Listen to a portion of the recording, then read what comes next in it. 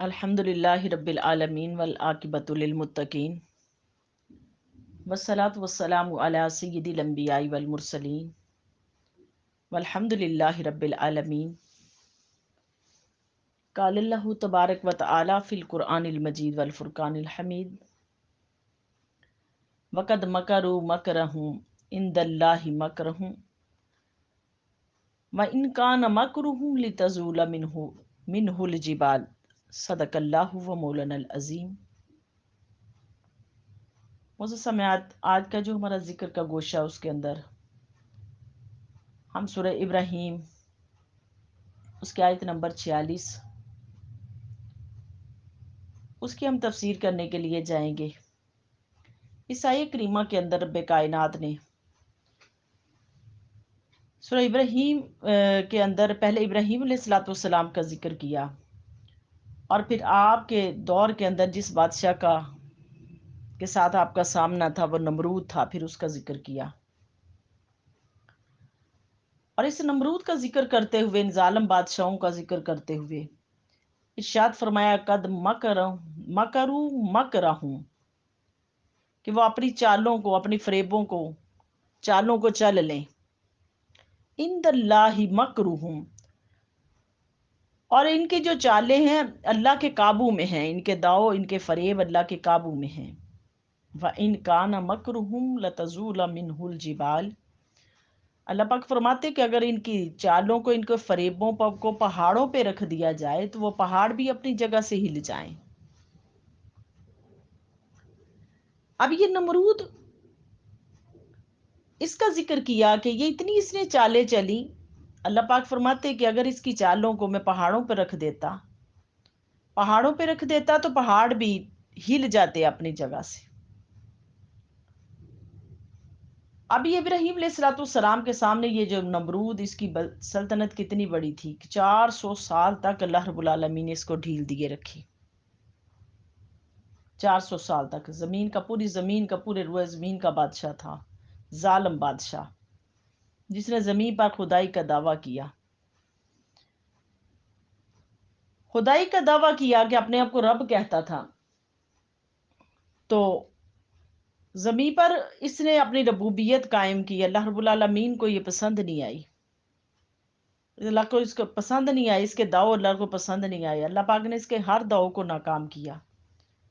حدیث پاک میں، کچھ حدیث میں آپ کے سامنے رکھتی ہوں۔ ایک حدیث پاک میں زید بن اسلم سے مروی حدیث ہے کہ رسول صلی اللہ علیہ وسلم نے فرمایا کہ سب سے پہلے زمین پہ جو جابر بادشاہ گزرا وہ نمرود ہے، کہ لوگ اس کے پاس سامنے جاتے، یعنی کہ کھانا لوگوں کو ایسے دیتا تھا کہ اس کے دربار میں آ کے لوگ لائنیں لگا کے کھڑے ہو جاتے تھے، اور یہ رسی کھینچتا تو جس کو اجازت، جس کے پاس نہ اس کے پاس سے اجازت ملتی تو اس بندے کو کھانا ملتا، اگر یہ اجازت نہ دیتا تو اس کو کھانا نہیں ملتا تھا۔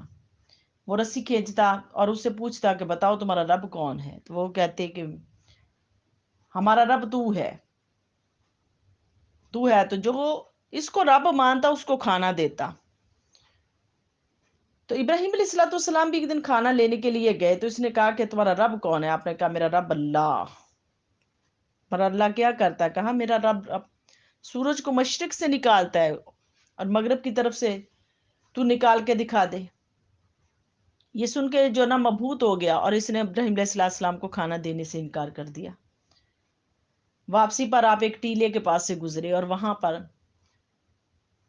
جو کچھ مفسر نے لکھا کہ آپ ریت بھر کے بوریوں کے اندر لے آئے، تھیلوں کے اندر ریت بھر کے لے آئے، اور کچھ نے کہا کہ آپ ان تھیلوں کے اندر پتے اور درختوں کی چھالیں بھر کے لے آئے اور لا کے اس کو بند کر کے رکھ دیا۔ جب حضرت سارہ نے کھانا بنانے کے لیے ان بوریوں کو کھولا تو وہ کھانا بن چکا تھا، غذا بن چکی تھی۔ آپ نے پوچھا یہ کھانا کہاں سے آیا؟ تو کہنے لگی وہ جو بوریوں میں آپ لے کے آئے تھے وہ کھانا۔ آپ نے اللہ کا شکر ادا کیا اور کہا یہ اللہ کی نعمت ہے، اللہ کا انعام ہے جو اللہ رب العالمین نے ہم پہ کیا۔ آگے رب کائنات نے اگلا ذکر کیا ان کے لیے۔ اگلا ذکر کیا فرمایا ابراہیم علیہ الصلوۃ والسلام کے لیے، کہ یہ جو بادشاہ تھا نمرود بادشاہ، اب اس کی سزا اللہ پاک نے کیا دی کہ اس نے بادشاہی کا دعویٰ کیا ہوا تھا، جو اللہ پاک نے سزا اس کو کیا دی کہ ایک فرشتہ اس کے پاس 3 بار مرتبہ آیا، کہ اپنے نا حدیث پاک میں کہ 3 مرتبہ اس کے پاس فرشتہ آیا اور کہا کہ تو اللہ کو مان لے، اللہ کو رب ہونے کو مان لے۔ کہنے لگا کہ نہیں، اس نے 3 مرتبہ انکار کیا۔ اللہ رب العالمین نے پھر اپنا ایک لشکر بھیجا، اور وہ لشکر کون سا؟ مچھروں کا لشکر بھیجا۔ اللہ پاک نے کہا تو بھی اپنے لشکر اکٹھے کر لے، میں بھی اکٹھا کر لیتا ہوں۔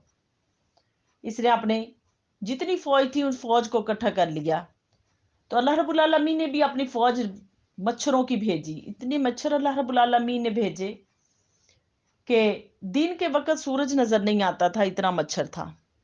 اور اس کی جو فوج تھی، اس فوج کا وہ گوشت کھا گئے جو نا مچھر، اور اس کا ان کا خون جو نا وہ چوس گئے۔ لیکن اللہ رب العالمین کی شان کریمی دیکھے کہ یہ فرعون، اس کو کچھ، جو نمرود ہے، اس کو کچھ بھی نہیں ہوا، اس کو کچھ بھی نہیں ہوا، نہ تو اس کا گوشت کو نقصان پہنچا، نہ اس کے خون کو نقصان پہنچا۔ اللہ رب العالمین نے ایک طاقتور قسم کا مچھر اس کے دماغ کے اندر، ناک کے ذریعے اس کے دماغ میں ڈال دیا، اور ڈال دیا تو اللہ پاک نے 400 برس کی سلطنت والے بادشاہ کو ایسے ذلیل کیا، ایسے رسوا کیا کہ اس کی رسوائی کا عالم یہ تھا کہ جو کوئی اس کے دربار کے اندر حاضر ہوتا تو اس کا عالم تھا کہ وہ آتا اور اس کو جوتے مارتا، اور جو زیادہ جوتے مارتا وہ اس کی نظر میں زیادہ جو عزت والا ہوتا۔ یعنی کہ یہ عالم تھا، یہ جوتے کھاتا رہا۔ بعض صحابہ سے مروی ہے کہ نمرود نے ابراہیم علیہ السلام سے شہر سے نکل جانے کا حکم دیا، تو آپ چل پڑے تو دروازے پر آپ نے بھتیجے لوط علیہ السلام سے ملاقات ہوئی کہ جو آپ پر ایمان لے آئی تھی۔ تو آپ نے ان سے متعلق بتایا کہ میں اپنے رب کی طرف ہجرت کر کے جا رہا ہوں، تو آپ وہاں سے پھر ہجرت کر کے چلے گئے، فلسطین کی طرف گئے۔ اب یہ نمرود کا جو نا بلندیوں کی طرف نہ اللہ کو تلاش کرنا، اب اس نے مختلف چالوں سے اللہ کو تلاش کرنے کی کوشش کی کہ میں ابراہیم علیہ السلام کے معاذ اللہ رب کو جو نا قتل کر دوں۔ اس نے مختلف چالیں چلیں۔ پہلی چال اس کی تھی کہ اس نے 4 پرندے منگوائے، ان پرندوں کی اس نے ان کو خوب خوراک کھلائی، ان کو گوشت کھلایا، ان کو شراب پلائی۔ جب وہ بہت موٹے ہو گئے، ان پرندوں کو جو نا اتنے موٹے کر کے ان کے ساتھ ایک تابوت باندھا، اور تابوت میں بیٹھ کے اوپر آسمان پر گیا، اور آسمان پر گیا، اور آسمان پہ اس نے نیچے دیکھا کہ پوری زمین کو پانی نے گھیرا ہوا ہے،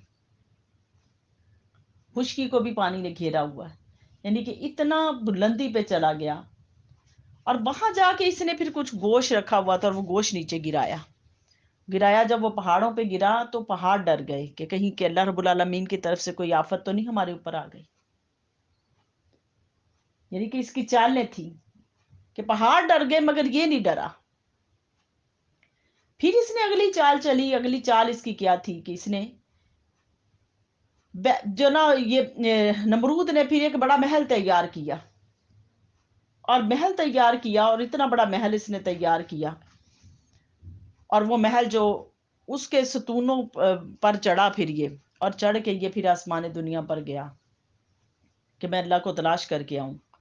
مگر جب وہ گیا تو وہ محل بھی اس کا جو نا نیچے جا گرا، اور وہ گرا تو لوگوں نے جب اس کے گرنے کی آواز سنی تو لوگوں کی وہ گھبراہٹ کی وجہ سے لوگوں سے بولا نہیں گیا، ان کی بولیاں جو نا وہ ختم ہو گئی، ان کی بولیاں بدل گئیں،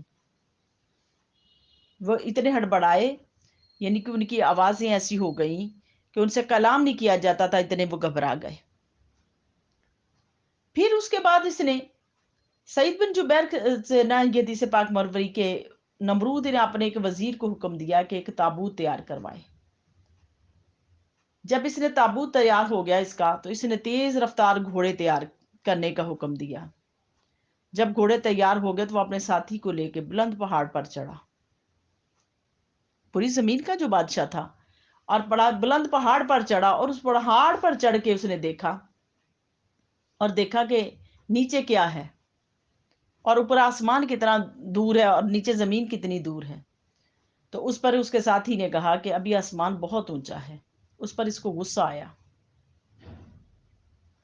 اس پر غصہ آیا یہاں تک کہ وہ جب پہاڑوں پر چڑھ رہا تھا، پہاڑوں پر گھوڑوں کی سموں کی آواز سنی انہوں نے، پہاڑوں نے، آسمان والوں نے.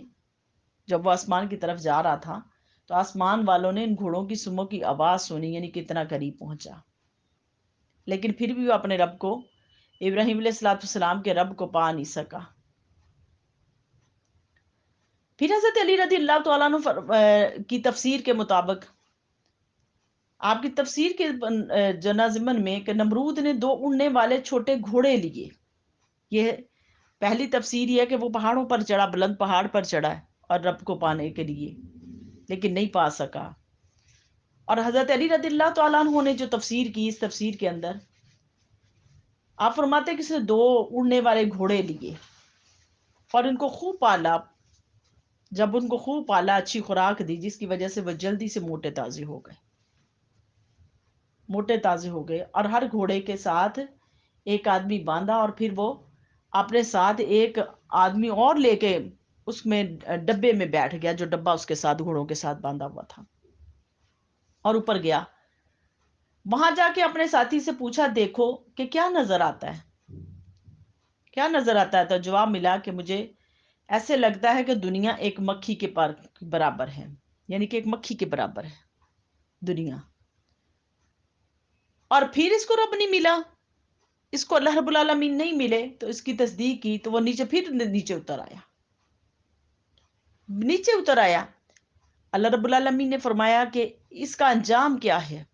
انجام کیا؟ جب اس نے محل بنایا، حدیث پاک میں کہ اس محل کے اوپر چڑھا، اور وہ محل جب نیچے گرا، اس محل کے نیچے آ کے یہ مر گیا، اس کے نیچے مر گیا. تو اللہ رب العالمین نے دیکھو اس کے داؤ کو کیسے، جو نا اس کو 400 سال تک اللہ پاک نے اتنا ذلیل کیا، اتنا رسوا کیا کہ اپنی چالوں کے اندر یہ خود ہی پھنس گیا، کہ جتنی چالیں اس نے چلی، اس چالوں کے اندر خود پھنسا. اور پھنسا، اللہ رب العالمین نے جوتے اس کے سر کے اندر ڈلوائے، کتنی چالیں چلتا رہا. کبھی کوئی چال چل رہا ہے، کبھی کوئی چال چل رہا ہے.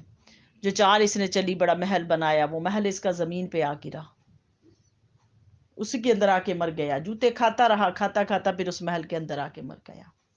اللہ پاک نے کہا کہ میں نے ان کی چالوں کو، جو نا، اگر یہ چالیں چل رہا تھا تو میں ان کی چالوں کو قابو میں رکھے ہوئے تھا، اس کے فریبوں کو. اگر اس کی چالوں کو میں پہاڑوں کے اوپر رکھ دیتا تو وہ بھی ہل جاتے. یعنی کہ اتنا اس نے میرے ساتھ مقابلہ کیا. اس پہ ہمیں کیا ملتا ہے؟ کیا ملتا ہے؟ کہ ہر ظلم کرنے والا جو اپنی جان پہ ظلم کر رہا ہے، جو دوسروں پہ ظلم کر رہا ہے، جو چالیں چلتا ہے، جو فریب کرتا ہے، فریب کاریاں کرتا ہے، اس کے لیے یہ ایک سوال ہے. اور اس کے لیے سوال ہے کہ اللہ رب العالمین نے فرمایا وہ چالیں چل لے، جس کے لیے بھی چل لے، میرے بندوں کے لیے چل لے، میرے لیے چل لے. اگر میرے لیے چلے گا تب بھی میں اس کی چالوں کو جو نا مٹی میں ملانے والا ہوں، اور اگر میرے بندوں کے لیے چالیں چلے گا تو پھر بھی میں اس کی چالوں کو مٹی میں ملانے والا ہوں. تم غور و فکر کر کے دیکھ لو، تم کر کے دیکھ لو، آج کتنے لوگ ہیں جو دوسروں کے لیے چالیں چلتے، کتنے لوگ ہیں جو دوسروں کے لیے چالیں چلتے، مگر کیا ہے کہ وہ چالوں کی زد کے اندر خود ہی آ جاتے ہیں، خود ہی اس چالوں کی زد کے اندر آ جاتے ہیں، ان فریبوں کی زد کے اندر خود آ جاتے ہیں.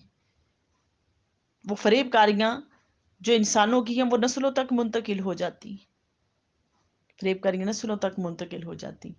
تو اللہ رب العالمین کے حضور ہماری التجا ہے کہ اللہ کریم تو ہمیں ایسے بندے بنا لے کہ جن سے تو راضی ہو جائے، اور ایسے بندے بنا لے کہ اللہ کریم جو تیری بندگی کرنے والے ہوں، تجھ سے ڈرنے والے ہوں، تو تیرا تقوی اختیار کرنے والے ہوں. اللہ ایسے بندے ہمیں بنا لے اور ہماری دنیا آخرت کو بہتر فرما دے. وما علینا الا البلاغ. صدق اللہ و مولانا العظیم.